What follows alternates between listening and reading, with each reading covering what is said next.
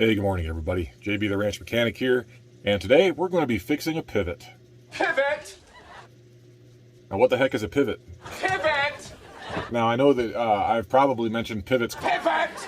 quite a bit in my previous videos. I've been out at the ranch now for 5 years. I don't know if I've ever actually gone into detail as to what a pivot is. You know what did you mean when you said pivot? You know, if you ever flown over an agricultural part of the country, you look down out the windows of the plane, you see a whole bunch of circular patterns on the ground, almost look like like alien crop circles or whatever. Well, no, those aren't alien crop circles; they're pivots. Pivot! And essentially, what it is a gigantic set of sprinklers that pivot around a center axis point, and they just walk in a circle. It's like the little whirligig sprinklers you have for your yard that kind of walk along their own trail. Well, these pivots do the same thing, except they're obviously controlled and based off of one center point of rotation. That way they can't just walk away. It's a bunch of electric motors with, thousands of gallons a minute worth of water being pumped through them, and it just goes down out of different size nozzles and irrigates a field. And that's what we're going to be fixing right now. The problem that was described to me is that the pivot will not go in either forward or reverse. I don't think it's going to pivot anymore. So typically what happens is we have little bees out here. They're called leaf cutter bees, and they do exactly what their name implies. They cut leaves and they build little tubular nests, kind of like mud daubers, but instead of mud, they just cut up leaves and build their little nests out of those. And they get up inside the electrical boxes, because there's an electrical control box at each tower that feeds power down to the motor and gearboxes and whatnot. And they'll build nests inside the micro switches, inside the contactors, and they'll prevent the contactors from closing and actuating the motor that drives the particular tower forward or backward. So I'm presuming that's what we got going on. I've already replaced about 3 or 4 of them this season so far.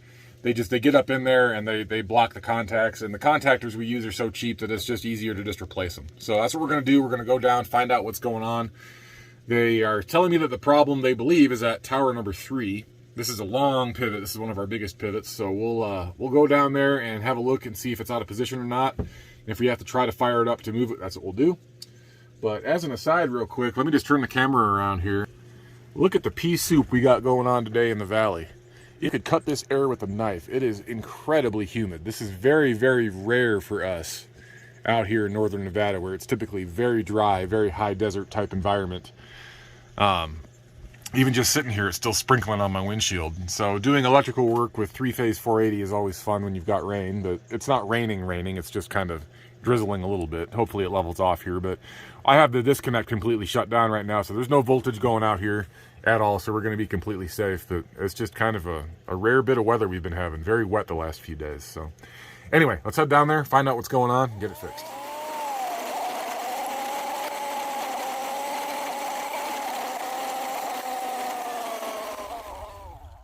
Well, all right, guys, here we are. This is what we call the tower base, or the pivot base. This blue panel here is the controls for the whole thing. This turns it on and off and controls what direction it's going and how fast it's going. And that tower all the way at the end, like 10 towers out, the end tower is what will start moving, and it'll basically control the duty cycle of that motor using the timer inside the blue control box. And then all the rest of these, there are 2 arms. There's an arm on each side of each tower that are linked to micro switches on either side. And depending on if it's moving forward or reverse, when those micro switches get tripped, it tells the next tower on down the line to move, and it keeps everything lined up with that end tower. But obviously, as you can see down here, if I can get this thing to zoom in, that's not straight. You can see these first 3 towers are okay, and then you can see they walk out to the left beyond there. So we got the first 3 going this way and the rest of them going that way a little bit. So that tells me that the problem is in that 3rd tower from the tower base here, because that one is not moving to stay in line with the ones further out. And so because that one hasn't moved, the first 2 have not moved either, because again, everything is sequential based on the end tower. So we're going to go down there. We're going to pull that cover off, because each tower has a little electrical box up top. So we're going to have to climb up to the top of this thing in the rain and the wet. Luckily, it's not thunderstorming, it's just raining. And we'll pull that cover off and we'll have a look. And I'm betting that our contactor in there is going to be full of leafcutter bee nests. So let's go have a look. All right, guys, here we are. So we're at the 3rd tower right now. So how these work is that there's 2 differential gearboxes here, one for each wheel. Drive shafts that go out to each one, and this is the center drive motor with the gearbox and 2 output shafts on either side. So this wire gets the signal from the control box up here, and then you see these 2 arms on the sides. You'll be able to see it more clearly when we get up there. Luckily, this pivot has a built-in ladder, which is kind of nice. I'm going to climb up and have a look and see what we can see. Okay, here we go. And just like I mentioned, this is 3-phase 480 volt power. Very, very dangerous if you have current running through these boxes. But again, the main disconnect is off, and then to even open the box to get in here, there's a manual switch on the bottom that you have to turn, and it has a pin that sticks out on each side of the lid. So when you turn that to the off position, it retracts those pins. Even so, we want to be as safe as we can. Let me get this lid off, sorry. Oh, there we go. Here's our contactor, and look at how carboned up and nasty that is. And all these things, all this stuff, this is material that those leaf cutter bees have cut up and made nests with. And I'm sure inside that contactor is a bunch of junk too. So you can see how hot that got. It's a little bit carboned up there. So I'm betting that there is something inside that contactor that was preventing it from making a complete circuit, and it got really, really hot. So that contactor is fried, so we're going to swap it out. Pretty simple process. I don't have any of these Benedict & Jaeger contactors. This is the original one, the OEM, but we have an equivalent contactor that we're going to bolt in here. Now, if you're not familiar with what a contactor is, basically it's a big on-off switch for 3-phase current, kind of like an automotive relay in a car. So basically you have A, B, and C phase here. These are your phase wires going in and your phase wires going out. Inside here, this is actually a 4-pole contactor. You only need 3 for this particular application. But inside this contactor, you can see this right here is spring loaded. If you can see that, just like a relay. So down here is the control voltage. This is 110 volts, all right? This is the control coil. And just like in an automotive relay, when you energize the coil, it will pull these contacts closed. So basically, you can take a big, fat 3-phase 480 volt current and control it with a big on-off switch like this. So when the micro switches command 110 volts to be applied to this coil, that energizes the coil and the magnet pulls down the contactor. That in turn takes the 3-phase power and sends it down to the drive motor and turns on that big 3-phase 480 volt drive motor and makes this thing move. So it's a lot easier and safer way of controlling that 3-phase power without, you know, risking burning up wires or anything like that. So the contactors are basically just big switches that are controlled by a lower voltage current, just like a relay in a car, if that makes sense. So anyway, I'm going to run back down to my side-by-side because we're way up in the air right now standing on this thing. I'm going to grab the that little white box on my front seat. I'm going to go grab that new contactor, and we're going to throw this thing in. Now, it's looking like these older contactors don't have quite the same setup as the new ones. Looks like I'm going to need to put some spade terminals on these wires here, which is no big deal. I brought all that with me, but makes it a little bit more time consuming. So I'm going to do all that off camera. I'll go get the new contactor, get the wiring stuff that I need to installed, and then I'll bring you back when it's time to actually swap these out. So give me just a minute. All right, guys, we're back up top here. Got the new contactor. I got my little map gas torch, my wire crimpers. I got the spade terminals in my pocket, screwdrivers in my back pocket. A lot to carry up here without a platform or anything to stand on. Again, I'm just kind of hanging in the air here. I'm standing on this little ladder rung. But I just realized I forgot to go into any kind of detail as to how these micro switches work to keep everything in line. So here are the 2 bars with the springs on it that I was telling you about. These are attached to hard points on the span as it goes across, and then it, you know, ties into this horseshoe deal here, and that pivots on a center point here, which rocks this arm back and forth. As this thing will move, it'll push this thing out, and then it pushes in on the micro switch. Now, one of these is the movement switch, and the other one is a safety switch. So basically, it's a 2-position switch, top and bottom. So if it engages the first part of it one way or the first part of it the other way, it will tell the tower to move. But if it gets too far out of alignment, the second switch will engage and it kills power to the whole system and it shuts it down and it engages a safety circuit.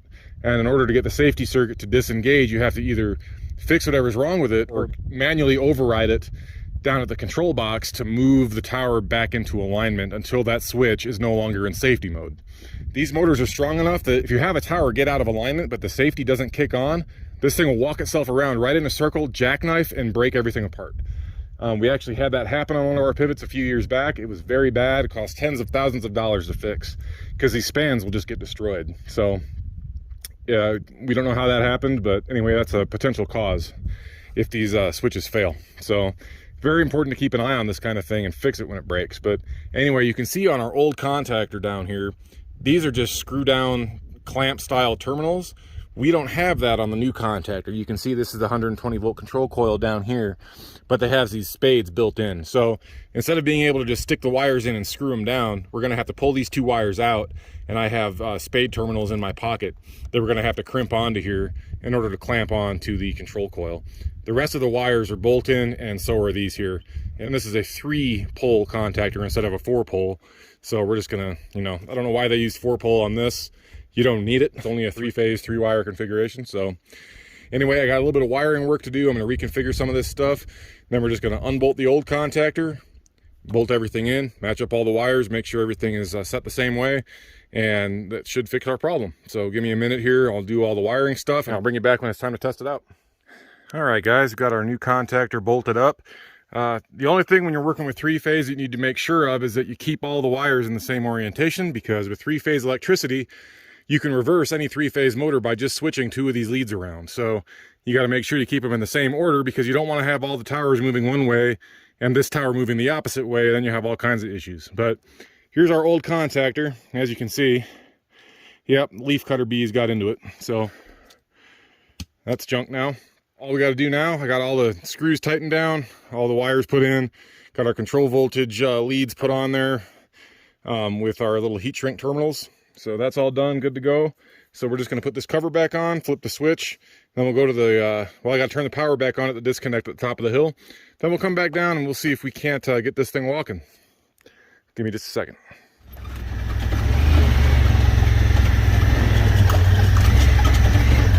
And we're back again. Got our main disconnect turned on here, so we should have voltage at the control box now.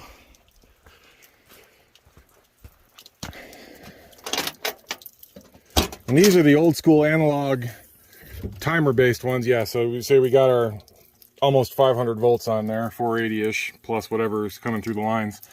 We don't use any of these other settings or whatever. It's just direction selector, forward and reverse, and then system on or off. So we're going to turn the system on, and if everything is good to go, this green light will come on. But as you can see, when you hit the start button, the green light will come on as long as you're holding the start/override button, but it will not stay on. And the reason for that is that everything is still out of alignment down there. So what we're going to have to do is hold this override button and allow the pivot to walk back until those micro switches detect that everything is lined up properly. So I'm going to go ahead and hold that button while we watch. Hopefully I can keep this thing in the frame here.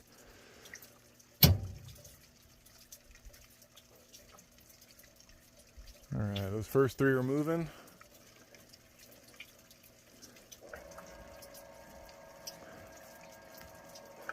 And I can see our end one moving, which is good. So right now, basically everything up to the tower base here is shifting around, trying to line itself back up, because I'm holding that override button. So once those all get lined up with each other, then they'll stop and they'll wait for that end tower to catch up and get back into alignment, and then everything should start moving on its own. And we'll hear a loud clunk when the safety solenoid inside this control box is okay. And then I should be able to let off the override button, and that green light will stay on, and the pivot will continue to walk on its own, if we've done everything correctly. The third tower is moving, so it's definitely whatever problems we had, it looks like they've been solved in that third tower. So now we're just waiting for everything else to line itself up. And I'll bring you guys back whenever that happens. Sometimes it takes a while. All right, there we go. I just heard that clunk. I let off the button and the green safety okay light is staying on.